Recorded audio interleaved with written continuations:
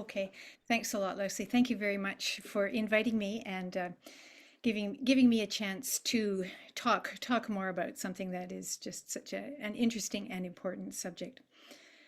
Um,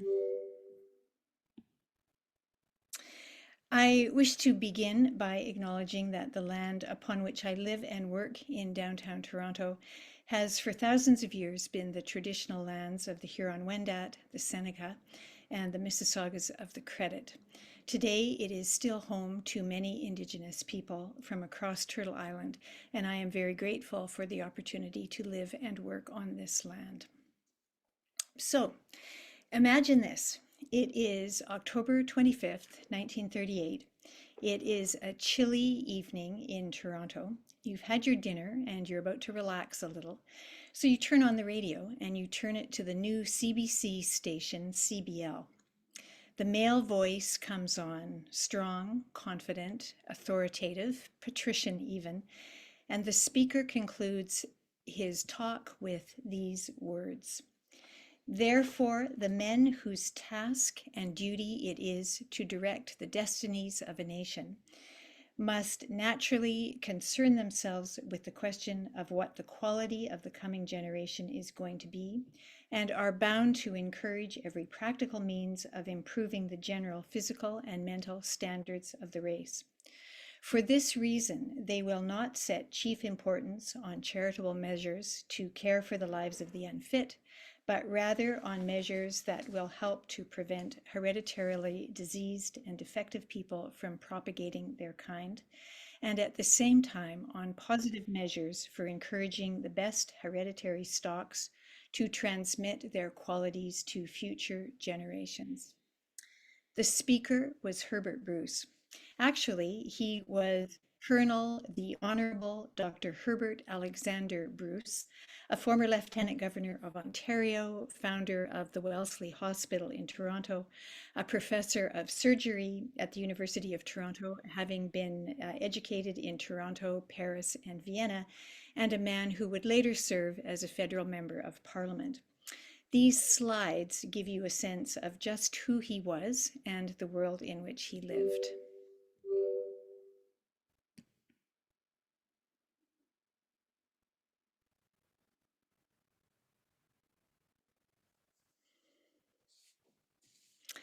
And Bruce was talking about eugenics, a set of ideas that became popular around the world in the early decades of the 20th century, aimed at, in quotes, improving the race. This broadcast was the fourth in a series of 8 talks presented on the CBC by the Eugenic Society of Canada, collectively called The Future of the Race. In addition to Bruce, the other speakers included a prominent lawyer, 2 university professors, and another physician. The talks emphasized the right of every child to be born with sound inheritance into a good environment, and the right of the race to be composed of vigorous, strong, intelligent individuals. It was important, one speaker noted, not to wait until feeble-minded individuals existed and then spend money on institutions in which to house them. The solution was to attack the problem before it occurred by passing eugenic laws. These were laws that implemented coerced reproductive sterilization and required premarital medical certificates attesting to an individual's fitness. Today, I think we all experience shock at hearing people described as feeble-minded, defective, unfit. And as an aside, I want to note that when I'm using these terms and others like them in my talk today, I'm doing so in the historical context. These were the words used by the historical actors at the time, and I think it's important to reflect this vocabulary accurately, despite the fact that it's offensive today. The shock of hearing these words is intensified by learning that the talks were broadcast on the CBC and that these highly regarded academics, physicians, and lawyers were promoting eugenics as a good thing, not only for the individuals who might be subject to those so-called eugenic laws, but as a public good for the nation itself. Bruce was a Canadian, and these broadcasts are part of the Canadian story. But at the same time, I want to emphasize that eugenic ideas were certainly not just a Canadian or even a British or American phenomenon. We call Francis Galton the father of eugenics, but that's really only true in the Anglo-American world. Eugenics was an international phenomenon. My PhD supervisor, Nicholas Kremensov, who I share with Vincent, who might be here today, has written a book called With and Without Galton, in which he demonstrates that eugenic thinking grew up in Russia completely separately from, although parallel to, eugenics in Britain. Remember that there were eugenicists around the world, in Japan, in China, in Scandinavia, in South America, in Australia. Really, it's hard to find a place where these ideas didn't gain traction. And there were Jewish eugenicists, African American eugenicists, and Roman Catholic eugenicists, all members of groups who ultimately became victims of eugenic policies. So while it's extremely important to understand our own history, we also need to understand it in this broader context. I like using that little vignette to begin a talk because I think it really helps set the stage for conveying what eugenics was about, how it was understood, and the context in which these ideas were spread. But as I mentioned to Leslie just before we got going, that I have to admit I'm now going to depart a little bit from what I initially said that I was going to be speaking about. Initially, my plan was to highlight some of the ways that we see eugenic thinking around us today, and to try to bury even deeper the notion that eugenics ended at the end of the Second World War with the discovery of the Nazi atrocities. I was going to talk about two strands of how we might find eugenics around us today. The first strand is examples of how eugenic ideas and practices that were implemented in the past are still with us today. And the second strand is in new ways that ideas akin to eugenic thinking in the past are manifesting today. Here are some examples of that first strand. Special education. Historian Jason Ellis has done some really interesting work uncovering the relationship between eugenics and the development of special education in the Toronto School Board in the early 20th century.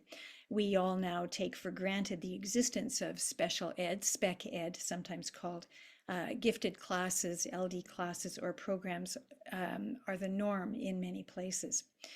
Birth control is another one. Birth control has a very interesting history connected to eugenics.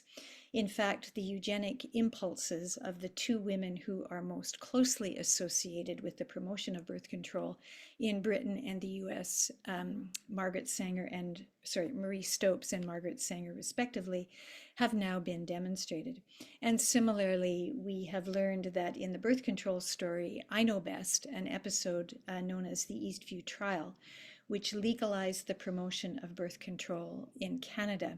It was a man by the name of A.R. Kaufman who provoked that trial as a way of having the distribution of birth control removed from the offenses under the Criminal Code of Canada. This was a good thing, but Kaufman didn't do it because he supported women's rights, as he later claimed.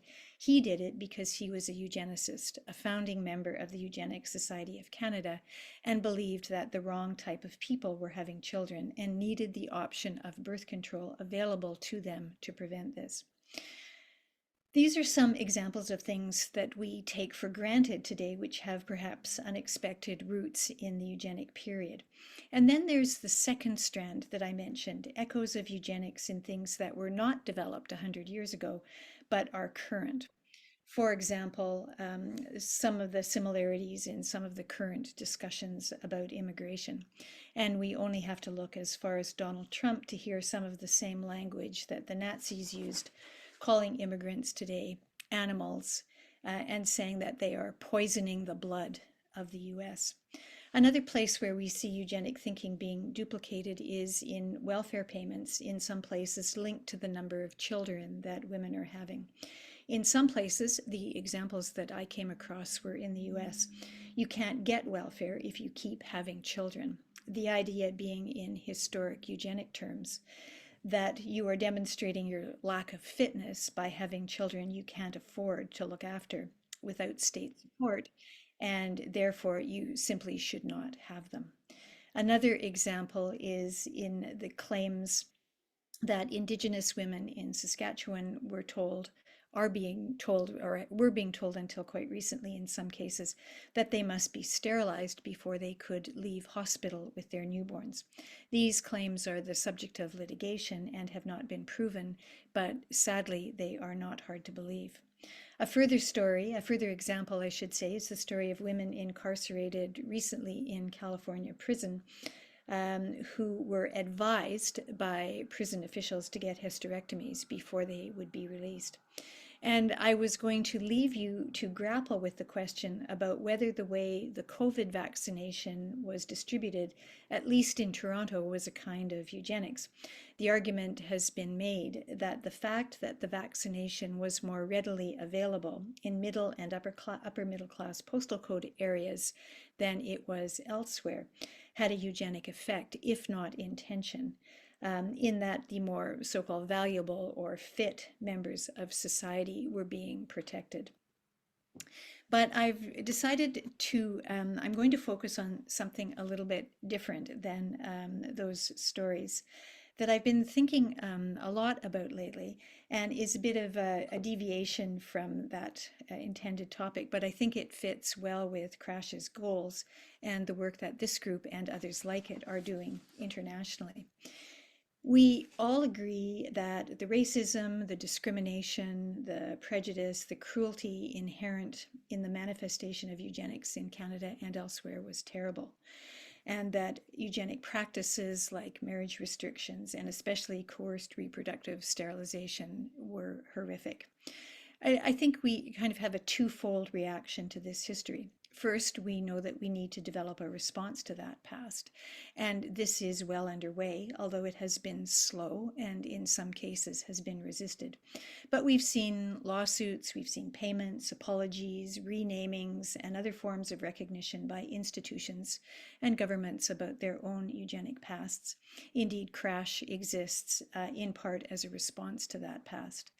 And the second part of our reaction is to make sure that these kinds of things never happen again. And that, once again, is part of the Crash mandate.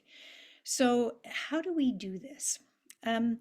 Two things have come to my mind. One is the first thing we need to do is develop an understanding of exactly what happened in the eugenic period and how our society today has been shaped in part by eugenic thinking. That was the list of things that I just outlined that I was going to talk about in a little more depth. This is both more important and in some ways harder than it might seem. Laws, sterilization laws in particular, have been seen as the high watermark of eugenic thinking. They're easy to spot and to recognize as eugenics and easy to condemn. What is harder is recognizing the more insidious ways in which eugenics is around us today. The good thing is that this is now the starting point for historians of eugenics. We aren't just looking for laws anymore. We are looking beyond that and recognizing the ways in which eugenics has shaped and continues to shape our present. The second thing that we need to do in our efforts to make sure eugenic activities do not reoccur, and one that I think is very difficult, is to understand why these ideas had such popularity and power around the world. And until we can really understand that not just the eugenic events and the stories of the past, but why they occurred, we will be hampered in our efforts to prevent the same things from happening again. Unfortunately, it seems to be easy to be a bit dismissive about how horrible people were in the past and to say, well, we would never allow laws like that to be passed today. But I have trouble with this dismissiveness and our sense that our own intelligence and morality is so much superior to that of our predecessors. One method that's helped me with this question of why eugenics was so popular has been toggling back and forth between this past and our present. And I think that toggling helps in both directions. The present helps us understand the past, which inverts the way we usually think about things. And the past, hopefully, can help us prevent some of the outcomes of new or similar eugenic ideas today. So let me just expand on what I mean. I teach a second year course on the influence of eugenics on contemporary issues. And in it, we talk about a lot of the subjects that I raised earlier. But the students have a very difficult time grappling with this latter question. Why did these ideas have such popularity around the world? It's very hard to explain how ideas that we find so reprehensible today were so widely accepted 100 years ago. One important explanation is that the idea of human rights did not really develop until after World War II, and that is surely part of the explanation. I think another significant part is that eugenics was understood as a set of solutions to social problems that was bound to be effective because it was scientific. The late 19th and early 20th century was a period of great social change on so many levels: urbanization, technological advancements, immigration in the settler colonial context, advances in education, women's rights. The list can continue, and it's very long. And these changes created enormous social upheaval and problems. At the same time, the late 19th and early 20th century was a period of intense interest in and excitement about the possibilities for a better world, a world that science could offer. One of the expressions that I find myself going back to quite a lot is from Jay Castles, another historian, who called this period one of tenacious confidence in science. Remember, this was the point where the mechanisms of heredity were beginning to be understood.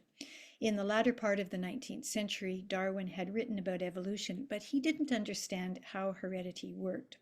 In 1900, Mendel's work on pea plants was rediscovered, and as a result, the mechanisms of heredity were begun to be understood. And this, of course, was a very significant next step in the journey of understanding genetics, and with it, human heredity. And this, as you can imagine, was incredibly exciting. Eugenics was based on improving heredity on a population level, and it tapped into this science and this enthusiasm and was seen as a response, a scientific response to many of the social ills of the day: illnesses, poverty, crime, alcoholism. And the notion that eugenics was scientific was a powerful driver for spreading these ideas.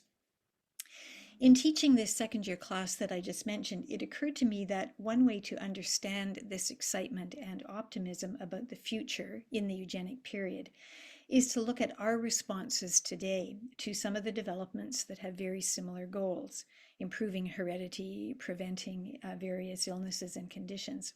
I'm thinking of developments in the field of medical genetics and reproductive technology. If we think about the excitement today created by things like mapping the human genome, CRISPR gene editing technology, we begin to get an idea of just how exciting eugenics might have seemed in its heyday. So that's the toggling from today back to the past. The toggling forward in the opposite direction is to think about some of the issues and the results related to the excitement around eugenics and use it as a cautionary tale for developments today, many of which are referred to as newgenics or liberal eugenics. So now I'm going to get my talk kind of back on track for what the title suggests and my initial intention, and focus on one particular link between the past and the present that I think will help us understand both sides of that equation a little better, and that is medical genetics.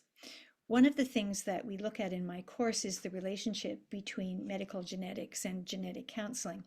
And I just would like to note at this point, there are two exceptional historians whose work I draw on for the next part of this course, this talk.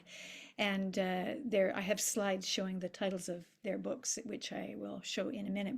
But their names are Alexandra Minna Stern at UCLA and Nathaniel Comfort at Johns Hopkins. Um, the history of the relationship between medical genetics, and eugenics is very interesting. And I expect it will come as a surprise to some of you as it did to me. Here are the elements of that relationship. With physicians playing a significant organizational part, in 1930, the Eugenic Society of Canada was formed and began its work. This organization conceived its role as partly to provide education to the public about eugenics and partly to lobby the government for the implementation of eugenic measures. In one of its very few publications, the Society set out its definition of eugenics as the study of the science of the improvement of human stock, adding that producing the proper kind of men and women is the fundamental step in solving every social problem. It then listed as among its goals securing legislation for sterilization of the feeble-minded and of those persons who are known to carry physical or mental hereditary taints, segregating those persons who are a menace to the race and require institutional care, promoting the establishment of university and college courses on eugenics, developing a bureau of speakers, and stimulating public interest through literature and newspapers.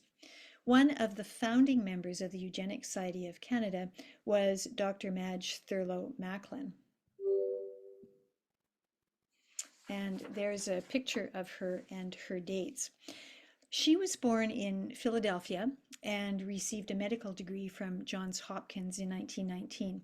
Her marriage to Charles Clifford Macklin, who was from just outside Toronto, ultimately brought her to Canada, where Charles had a position at the University of Western Ontario. Madge herself became the first female member of the Western medical faculty, although because she was a woman, she struggled to achieve more than a part-time position, even as her accomplishments piled up. By the late 1920s, she had become interested in medical genetics and began to study the relationship to heredity of cancer and mental retardation.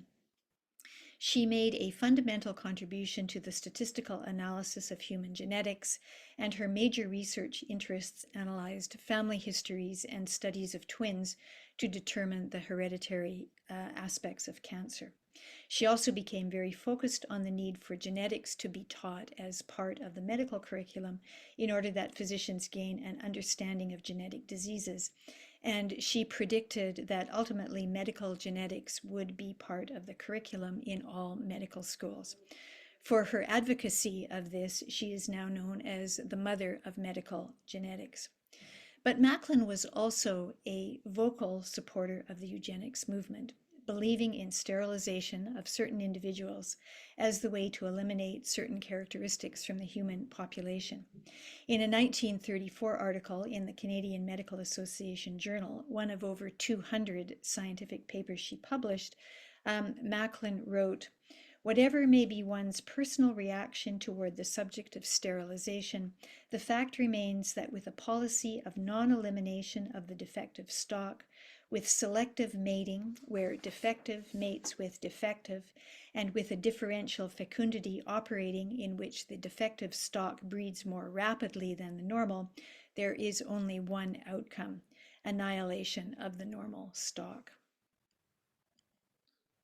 Another of her publications was a 1940 book she co-authored with prominent American eugenicist Charles Davenport entitled Medical Genetics and Eugenics, which was published by the Women's Medical College of Pennsylvania. Macklin, I think, is a perfect hinge for understanding the relationship between the eugenics movement and medical genetics and genetic counseling. Her work illuminates the way eugenic ideas, which most of us find reprehensible, can be mapped right on to current work in medical genetics and genomics directed at improving lives. And here is a description of a current university genetic counseling program. I think this is actually the University of Toronto. The Master of Science program in genetic counseling is a full-time degree program which prepares students with the academic and clinical skills to provide genetic counseling. Graduates may work as part of a healthcare team to gather relevant medical and family histories, to guide further investigations, and to communicate probable or established diagnoses, mode of inheritance, natural history, risk of reoccurrence, and associated options. We don't have any doubt that medical genetics is scientific and its offshoot, genetic counseling, is entirely science-based. And I think we would pretty much all automatically agree that genetic counseling is very valuable and a significant part of healthcare. And yet, those of us who study the history of eugenics can't help but notice that in the description of genetic counseling, the emphasis on some of the things that the eugenicists emphasized as well: family histories, inheritance, reoccurrence, options.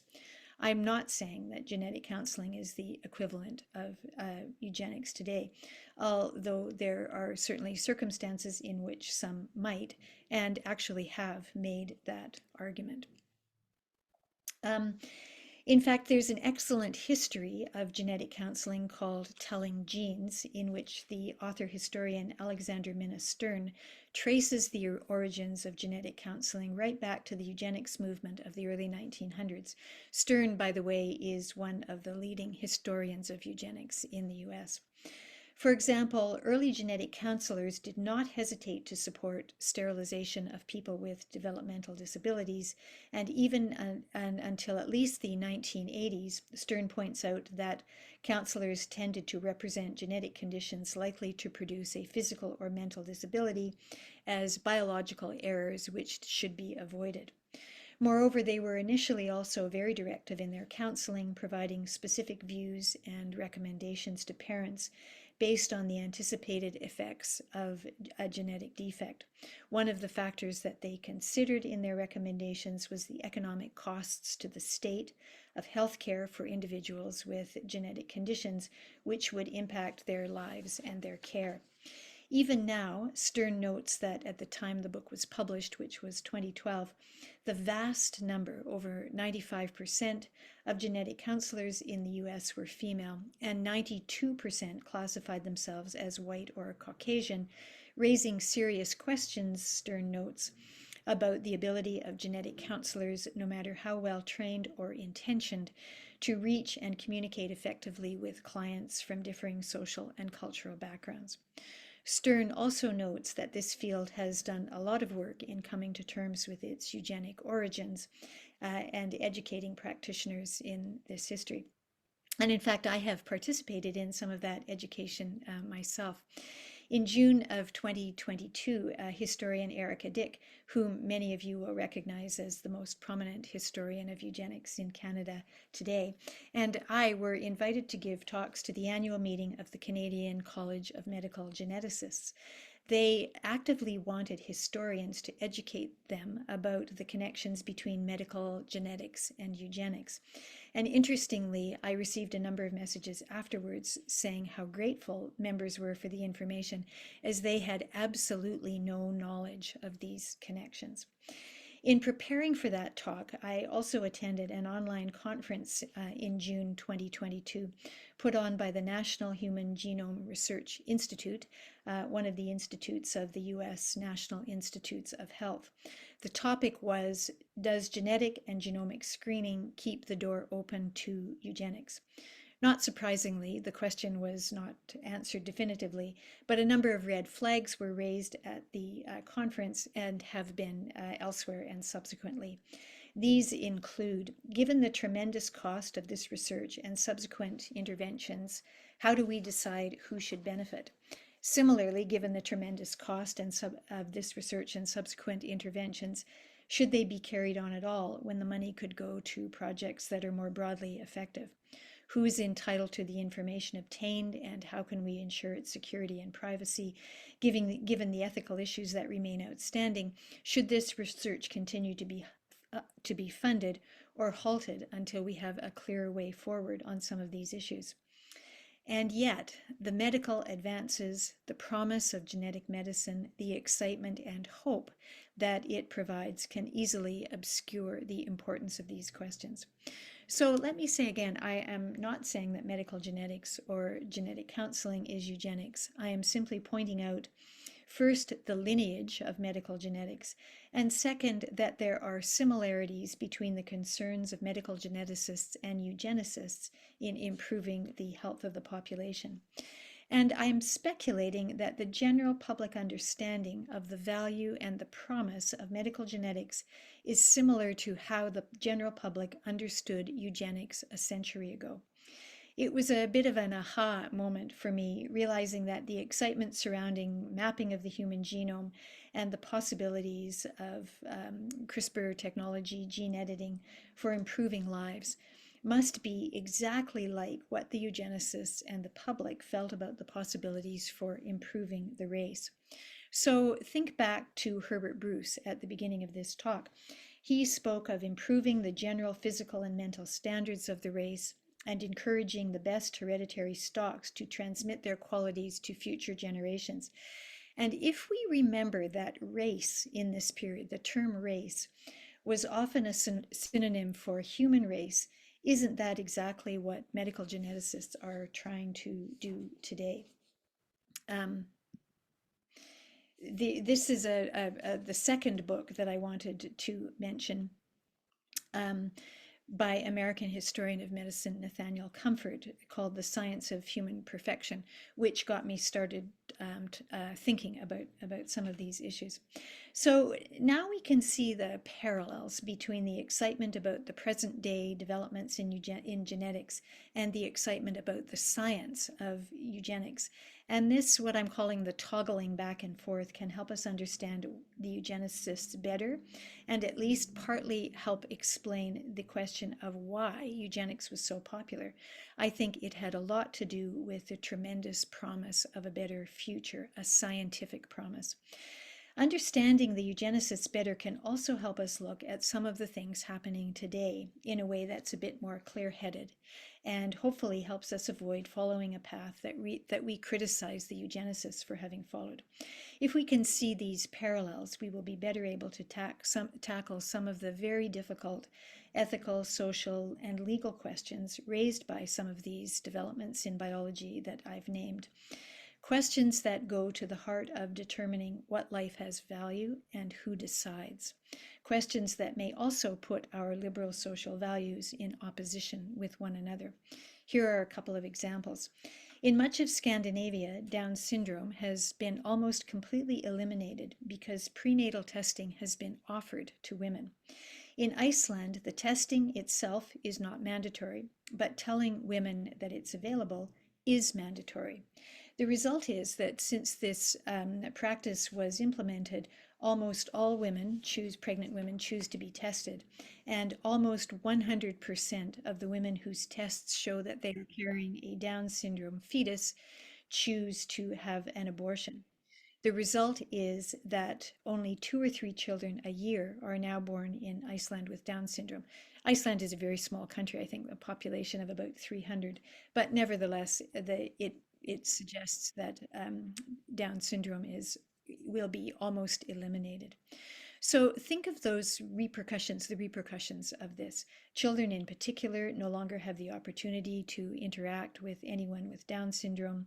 As fewer children with Down syndrome are born, there's less need for accommodations, and therefore it gets harder for those who do need those accommodations to receive them. The population becomes more homogeneous. But on the other hand, most of us would support a woman's right to make her own reproductive choices. Or another example, in December of last year, 2023, the UK authorized gene therapy for sickle cell disease. But these treatments can cost millions of dollars, and experts have raised concerns that very few people will actually be able to benefit them. So how do we make decisions about who should be the one or the ones to receive such valuable but expensive care? As we understand very well today, the eugenicists got a lot of the science wrong, but it took quite a while for them and for society to realize and accept that. Remember that the time period we're talking about was at the very beginning of the understanding of the mechanisms of heredity and the role that genes played. And in the meantime, there were physicians and like Macklin and early geneticists like Nobel Prize winner Herman Muller, who supported and promoted eugenics. And this would, of course, have added power to these ideas and contributed to further support from the general public, who would no doubt have accepted guidance from experts on these complicated issues. So where does this all leave us, and where does it leave me as a historian? How can my own work help with the goals that Crash has enunciated, which are to ensure that the history and legacies of eugenics are neither forgotten nor repeated? The history part's easy. I'm a historian, but I'm not a philosopher or an ethicist. Do I need to stay in my lane, as people say, and just talk about the things that I usually talk about? Things like the history of eugenics in Ontario, A.R. Kaufman and the Eastview birth control, Dr. Helen McMurtry, one of the important physician eugenicists in Canada. Actually, no, I don't think so. I think I have shown, to my own satisfaction at least, that historians can and should contribute to these debates about genetics and reproduction technologies today by thinking and speaking historically about the questions that they raise.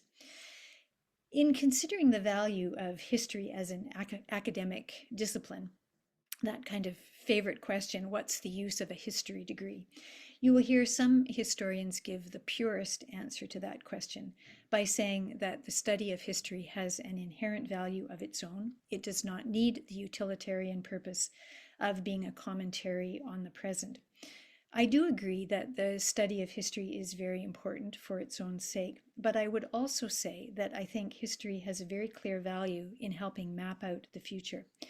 I think it is a mistake to skip over the historical question of why was eugenics so popular, either because we think we are better people now than they were back then, or because our understanding of science is greater and we don't hold the same simplistic or naive views about science and heredity that they did back then.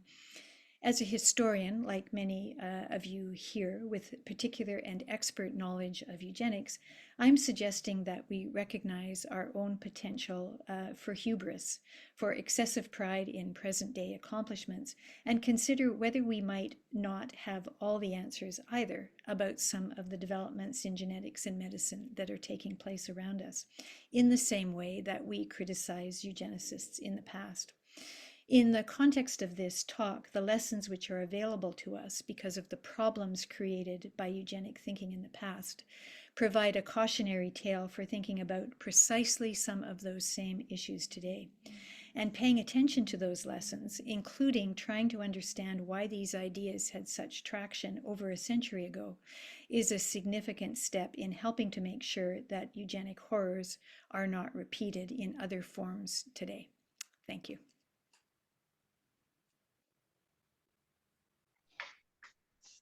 I cannot thank you enough for that. That was wonderful. Thank you. So, and anyone who hasn't read Liz's book yet, obviously now you understand why I like it. That eloquence is coming through clear and strong.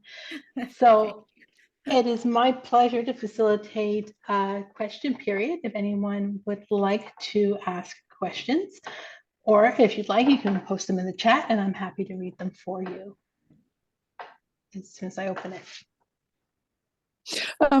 Sorry, Joe here, and I Absolutely. apologize for not turning on my camera, just technological efficiency at this end. But Elizabeth, you alluded to something in the course of your talk that you didn't really emphasize at the end. And there was a piece of information that I came across in the 1970s that sort of really highlighted the role of government policy and the sort of cost-cutting mandate as a sort of undercurrent in the emphases that you make between, that include more medicine, scientific knowledge, technology, and the sort of social zeitgeist.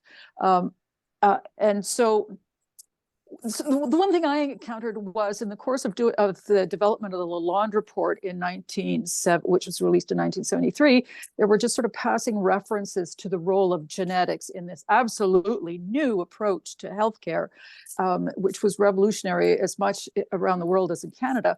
But the background papers to it emphasized the genetic component tremendously, like the genetic counseling as a way to reduce healthcare costs.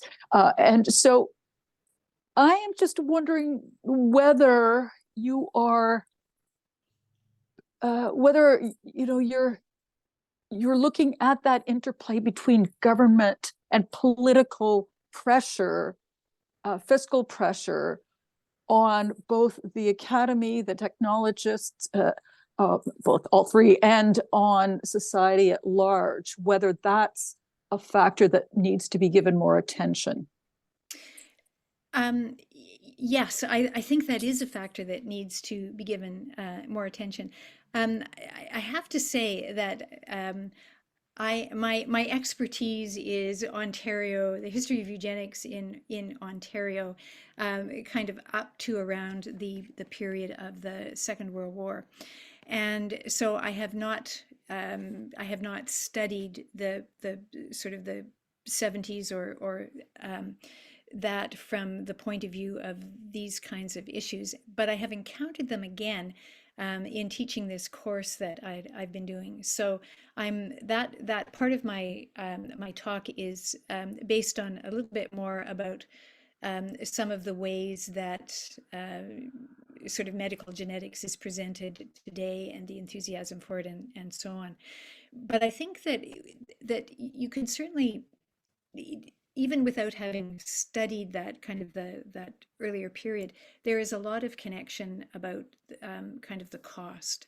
And I think this sort of idea of economic eugenics is has been with us right from the beginning. I don't think it's necessarily been labeled that way, but there were a lot of sterilizations performed in the 20s and 30s in order to save the government money, because then people who were sterilized in institutions would be allowed to return to the community, and the idea was that the government wouldn't have to pay for them anymore. So I think there's a lot in that, in your question.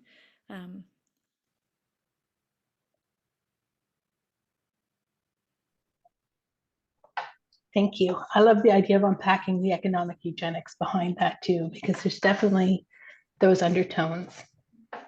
We have a great question here from Susan Jowdry as well. She says, I really like the idea of toggling between past and present. When there's social and economic disruption like the early 20th century and now, it seems people gravitate towards attempts to exert control, including increased security mechanisms. Do you think adopting these ideas and the overt resurgence of these ideas creates an illusion of control when things feel out of control? Adopting the ideas of, like, adopting eugenic ideas. Yeah, more of Sorry. these kind of scientific, like you were saying, especially in the medical realm, but I'd say even in popular culture as well. Like you talked about Trump using the rhetoric of the Nazis, and we see, publications about measuring people and craniometry and all these things kind of making a resurgence. So I'm wondering if you see kind of a parallel in this kind of social disruption as well. Yes, and I think the sort of the power of science and the kind of structure that science provides, sort of emotionally, if I can say that, is also very important. Like in the eugenic period, it was good enough to say that something was scientific to mean that it was a good thing. That was automatically a good thing. I think today in some quarters that kind of that hold of the structure of science and the positive feeling about science is lost its grip a little bit. But I think that the sort of structure and the power of these ideas is very, very helpful to governments. And I think, Donald Trump sadly is a terrible example of that.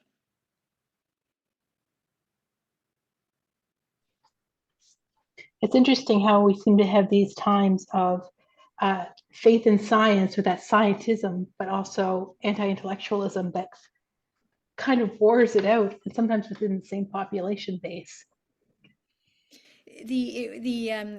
For one of the classes that I teach, we look at the it's not the class I was mentioning. It's a class where we sort of look at views about heredity and how they have changed since Darwin, and the explanations that go along with the CRISPR technology and mapping the genome and the kind of the advertising about the science is really interesting, because it's a glossy brochure kind of online about how great all this stuff is. Thank you. We've got another question in the chat here from Martha Walls. She's just an observation, but also thinking about the 1970s. It's been really interesting for me to see the Association of Community Living being a force that advocated for scientific inquiry around disability, not just to support disabled people, often the children of association members, but to prevent further disability. And so the scientific arm of the CACL was really involved in the preventative aspect. Complexities abound. Do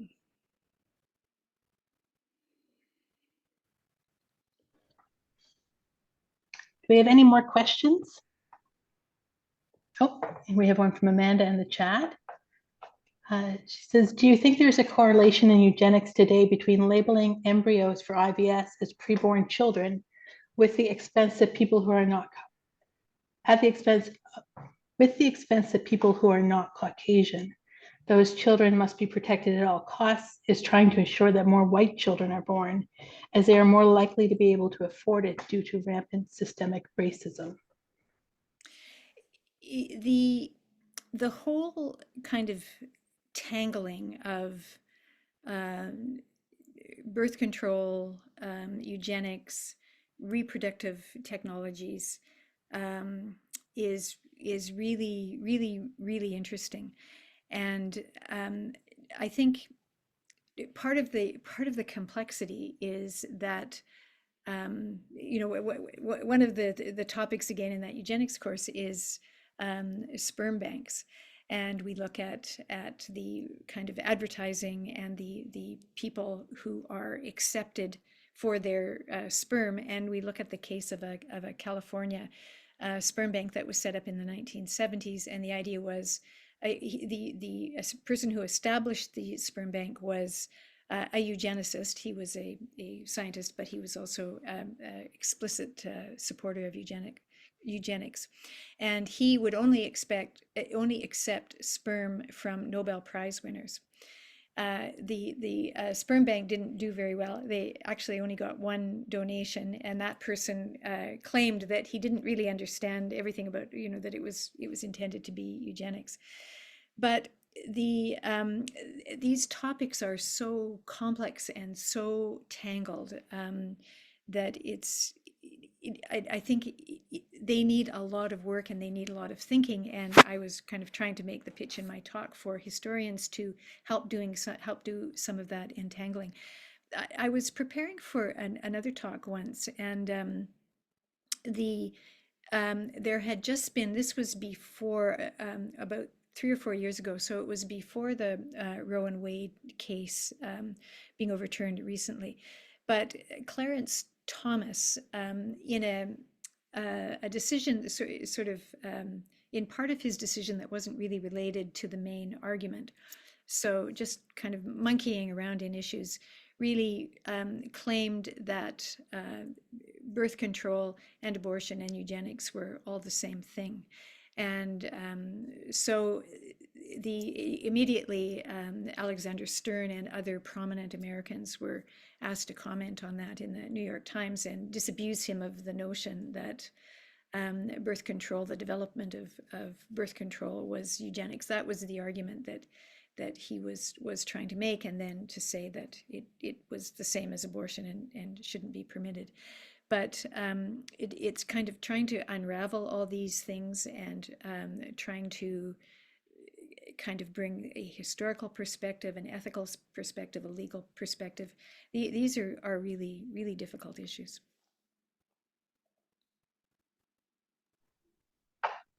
Yes, I think you've summed that up very eloquently. Thank you. Do we have any more questions tonight? We have time for a few more if anyone's there.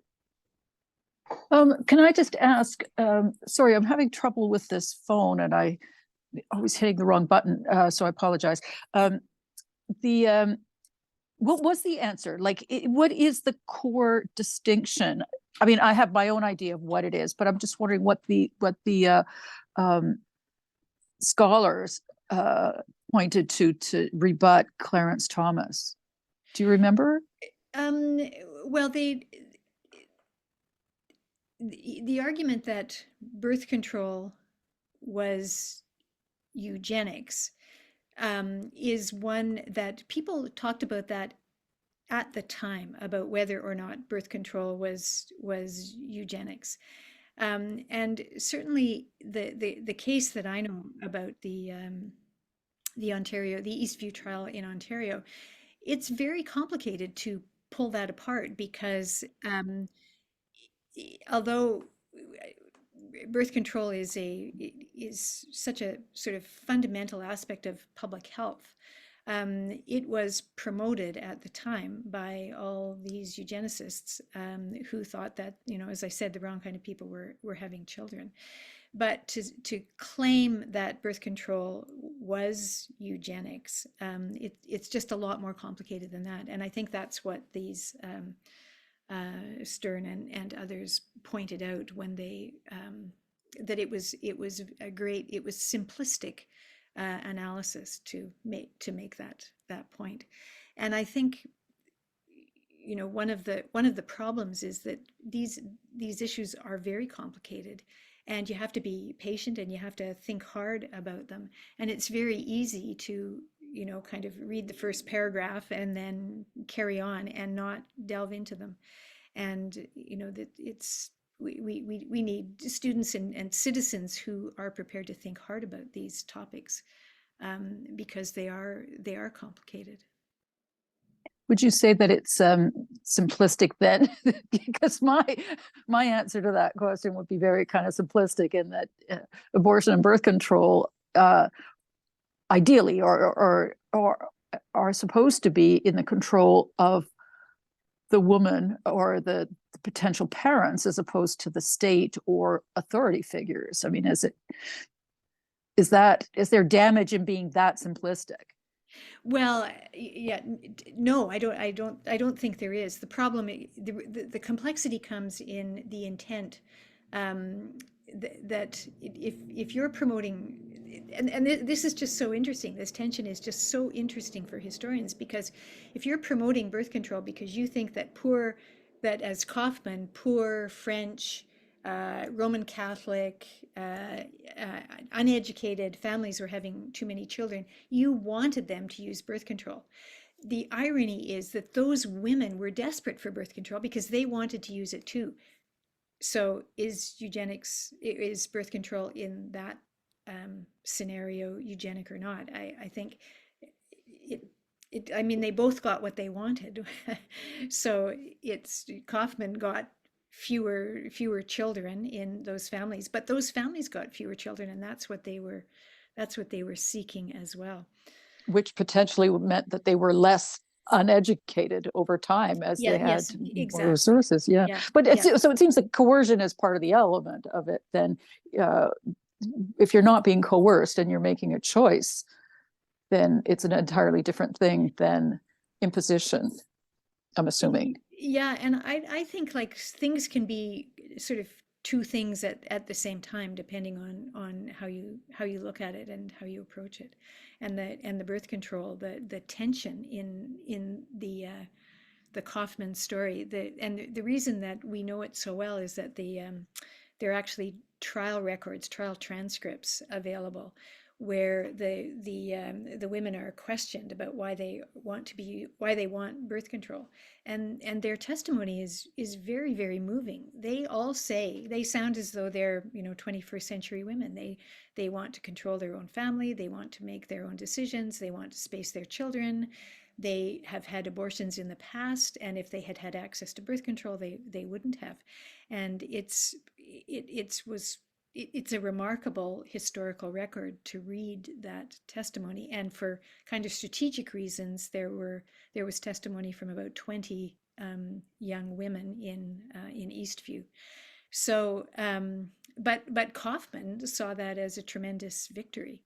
So, it depends on the lens that you see the story through. If you see it as a story about Kaufman, then he did something that was very good. If you see it as a story about the women, then you saw them being brave enough to stand up in court, speak with an interpreter, go against what their husbands wanted, what their priests wanted, and say what they wanted and what they needed. So it becomes a very different story. So it's a wonderful episode for a historian to kind of delve into. And so fascinating, the complexity. Thank you. That's so interesting. Yes. Yeah.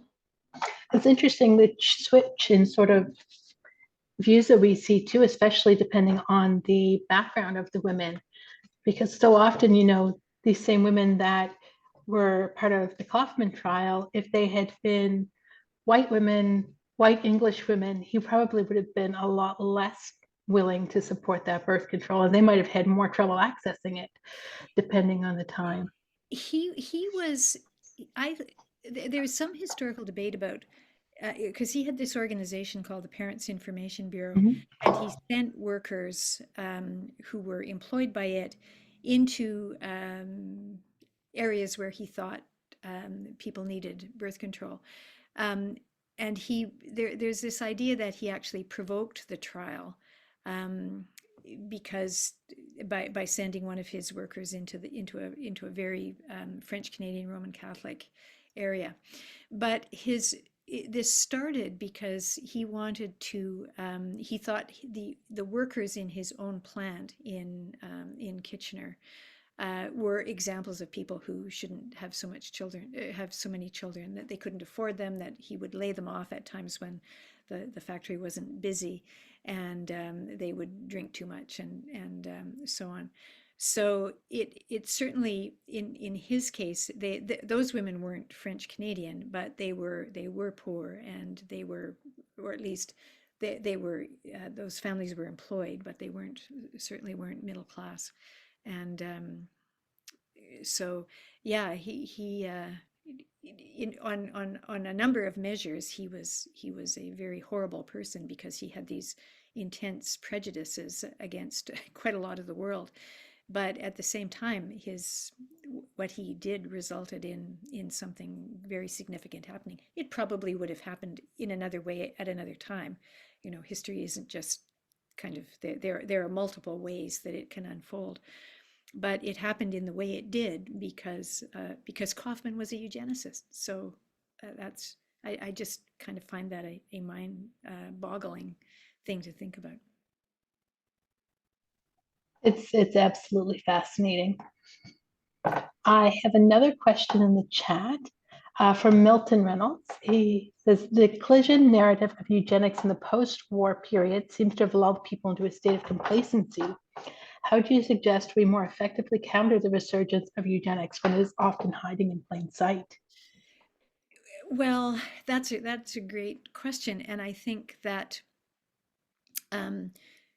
sort of as historians, we can really do a lot of hard work on thinking about things like, kind of where it's hiding, where it has hidden, and just understand the story of eugenics better, so that we can, the debate about the COVID vaccination in Toronto was very interesting, because and I'm sure that I'm guessing that in other cities it had the same kind of distribution. The explanation was that the drugstores are closer together. There are more drugstores in the postal codes of the wealthier areas of the city. If there's a Shoppers Drug Mart, all the Shoppers Drug Marts get them. Well, there's one, 5 minutes walk from my house and one up the street and so on. But if I lived in other areas, I might have to take a bus. So there's a kind of the answer to that people said, well, it's kind of a sort of eugenics is hiding in that. People would say, no, it has nothing to do with eugenics. It's just the way Shoppers Drug Mart network is, they just don't have as many shops in the northwest part of the city. But I think thinking about these kind of issues and being alert to the question about how the COVID vaccination was distributed is really valuable. And I do think, not every evil needs to be called eugenics to be evil. So, you can say that maybe it wasn't eugenics that determined the distribution, but you should think about the kind of racism. You can think of economic issues. And so I think thinking about things like this, just in the way the world works around us today, is the first step. Knowing what kind of the eugenic stories are is a very significant starting place.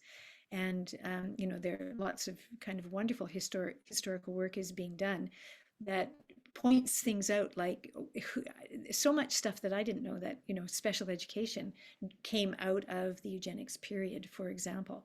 And special education is something that probably many of us or our family members have benefited from, and yet it had these origins in separate classes and in children being removed from the regular class. So I think the kind of informing ourselves, understanding, shining a bright light on eugenics in the past is going to help us recognize things today. And it's the issues that I raised about all the sort of medical genetics and the genetic counseling.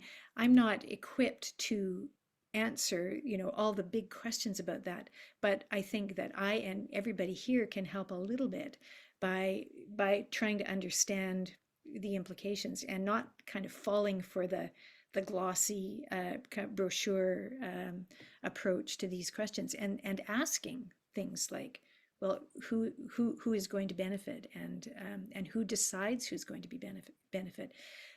It's kind of it comes back to awareness, I think, both of on a historical side and of the issues around us today, and they do meet, I think.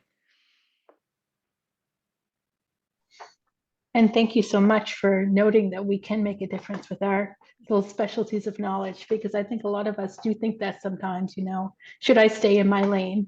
And as you say, we really are qualified to overlap those lanes sometimes, even if we doubt ourselves. I've had kind of on a personal note, sort of a struggle with what my contribution can be, and where my knowledge is. And it's not, as I said, I am not an ethicist or a philosopher, but I think historians really can bring some interesting insight into how things happened in the past. We saw that with the pandemic, because there was a lot of very interesting historical work commenting on things that were happening around us at the time. So I agree wholeheartedly. Thank you. great. Are there any more questions from the audience tonight?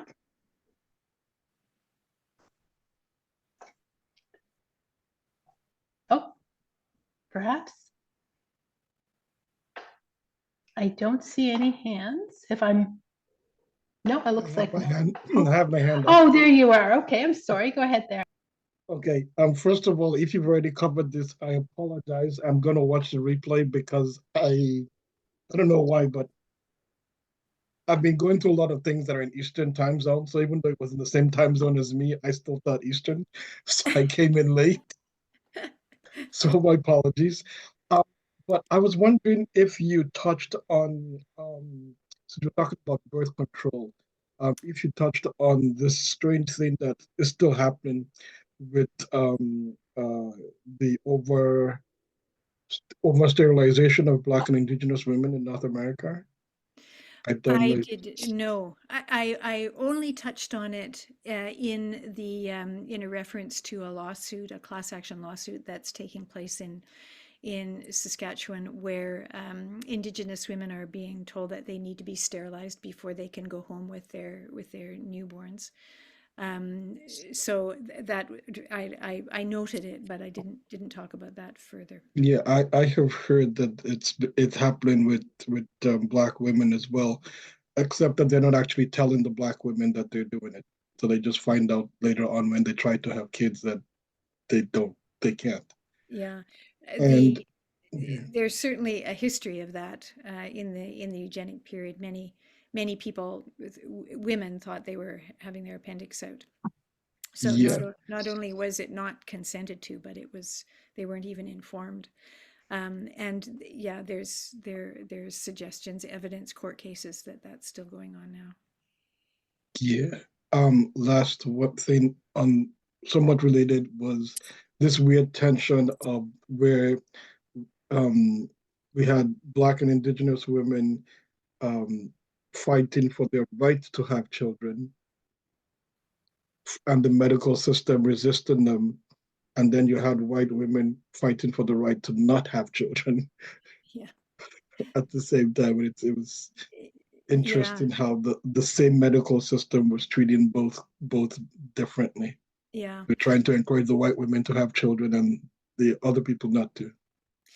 There was a bit of a parallel, different circumstances, but in the kind of the eugenic period, there were a number of eugenicists who were actually against birth control because they thought that it would be upper middle class women who would use it. And they thought those were exactly the women they wanted to encourage to have children. So it has parallels with what you've just described. Thank you. My only question is, where can I find the recording? Oh, you'll have to ask Leslie. I will have it up on the Crash website probably by early next, well, today's only Tuesday, so probably by the end of the week. Okay, thank you. So, and I can send you the link for that if you'd like. That would be awesome.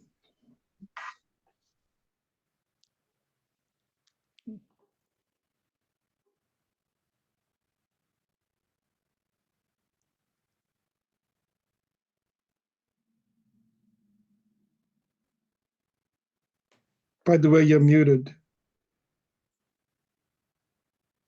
Thank you for telling me. There's a great comment in the chat there from Milton. Says this new Los Angeles Review of Books series, The Legacies of Eugenics, just dropped last week. I look forward to future articles. That's fantastic, Milton. Thank you. I'll put that link up on the Crash website as well.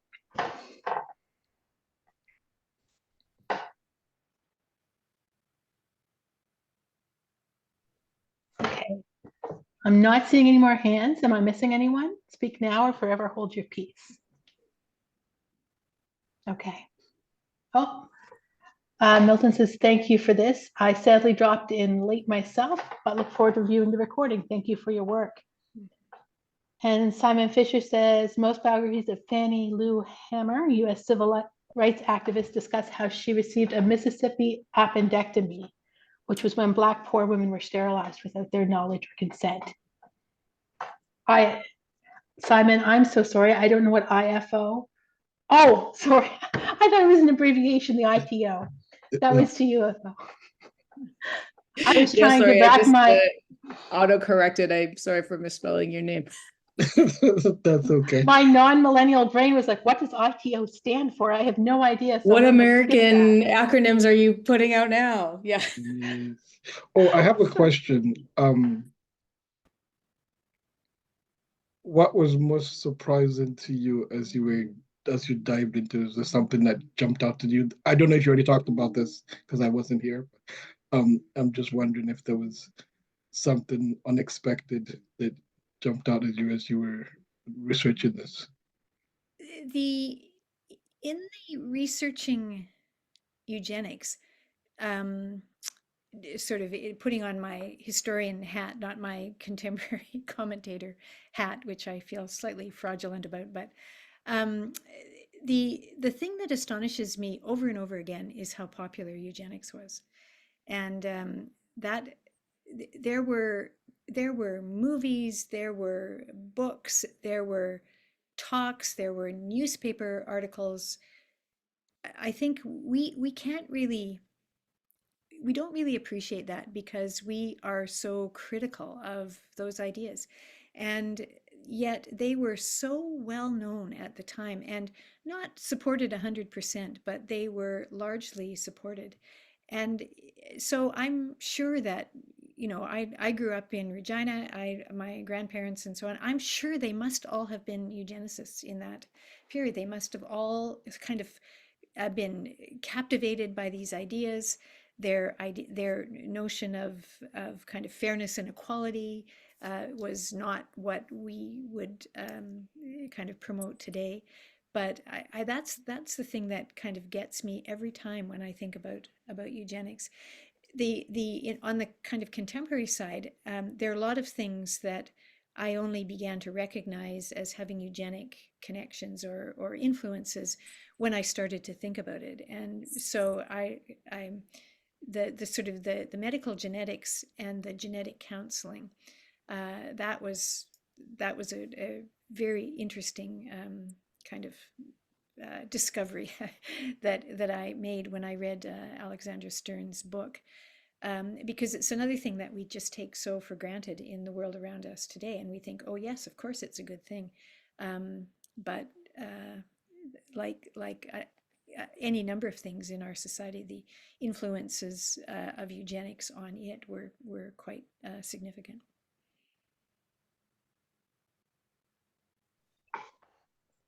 Just a little footnote to your observation of its prevalence.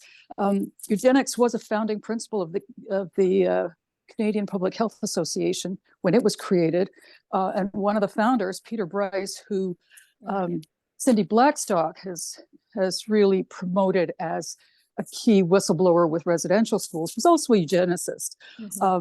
Although his focus seems to have been more on preventing immigrants from breeding, and people from the English industrial cities he did not think were very robust, and he thought people born in Canada were more vigorous.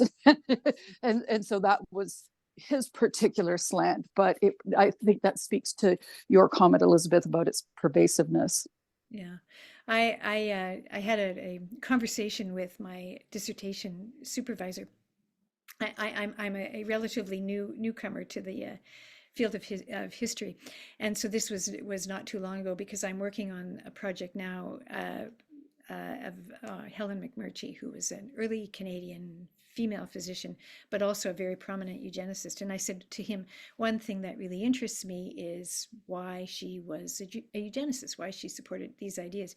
And he just looked at me rather balefully, and Vincent, I'm sure you'll know the look. And he said, why wouldn't she be? Everybody was. So doctors, upper middle class, she came from a family of mainly of lawyers and professionals, but he didn't even, kind of somewhat facetiously, didn't think that was a question worth asking, because she would have been surrounded at the time by people for whom those ideas were completely acceptable. And if you go back to my thinking about the science today, if you could develop a world that didn't have cancer, that didn't have mental deficiencies, that didn't have syphilis, that didn't have alcoholism, didn't have diabetes, didn't have other characteristics that they thought were negative, like homosexuality, like why would you not do that? And it's a little bit the same today with if you can develop a cure for sickle cell disease, why wouldn't you do that? Even if only a few people can take advantage of it initially. So I think it makes sense. Those and the comfort book that I recommended talks about that the eugenicists and the medical geneticists today are really had the same goals. So that's a very provocative and interesting argument as well.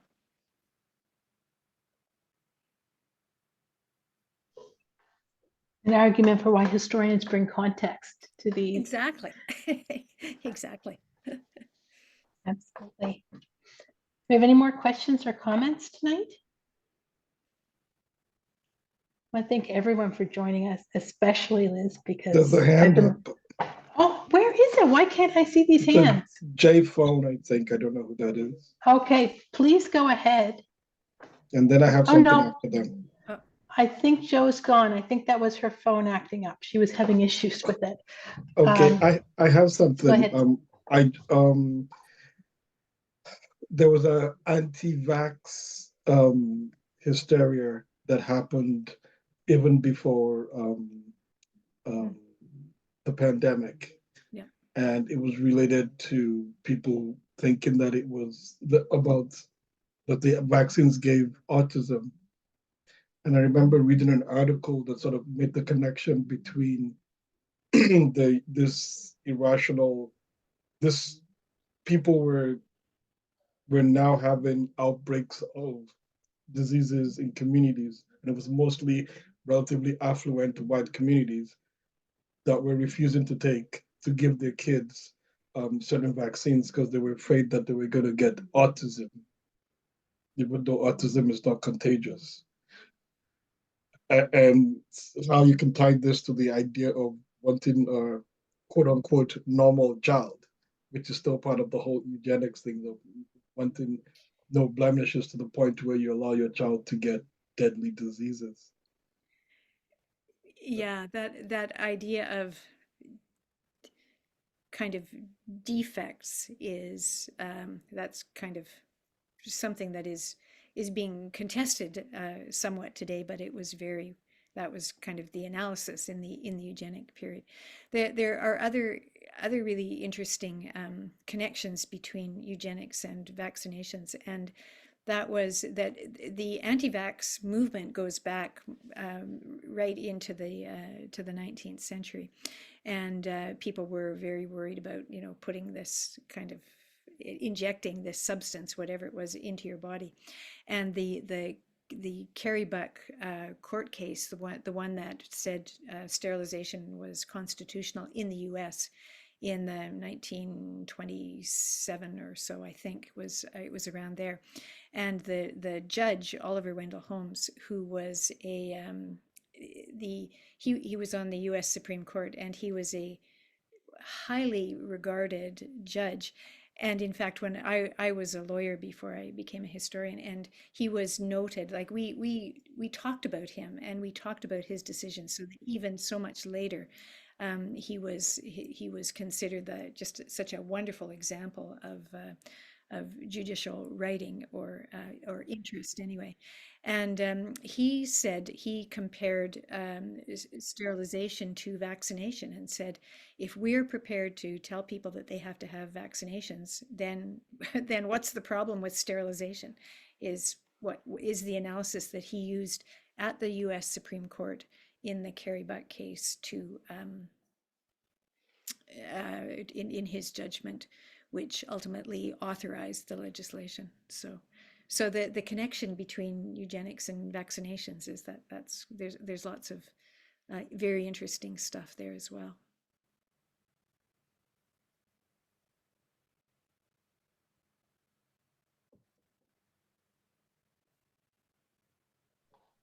I was just checking the chat again there quickly.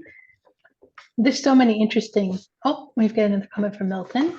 The eugenic project of human improvement is a persistent one.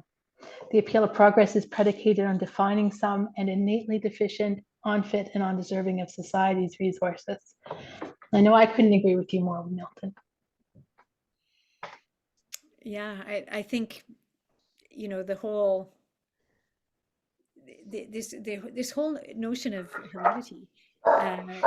People have wanted to improve heredity, kind of right back to the Greeks. This is something that this imperative to improve humankind, either all or segments of it, is very persistent. So it's interesting that we have always wanted to do that, and we have just adopted different forms of trying to do it, which is now being manifest in the kind of medical genetics and genetic counseling.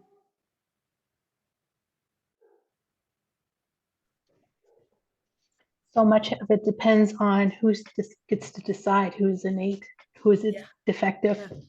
Yeah, very much. who's making those decisions? You know, Absolutely. the victor gets to write the history, while the powerful people in society get to make those decisions. So This has been a great discussion. I'm not missing any more hands, am I? I think it's because my screen cuts off in a certain place. Well, I can't thank you enough for this, Liz. I can't wait to put it up on the site. oh, fantastic. Thank you very much for inviting me. Always a pleasure. And Martha says thank you so much as well. You've inspired me as well to list some of these books. I know we have the Zotero up on the Crash website with the full bibliography, but maybe we should highlight some of these books, such as Stern's and yours, of course, and Comfort's as well. There's another very interesting book that I didn't mention, but it's called The Mutant Project, by Eben Kirksey. I'll write that down in the chat so you'll have it. Thank you.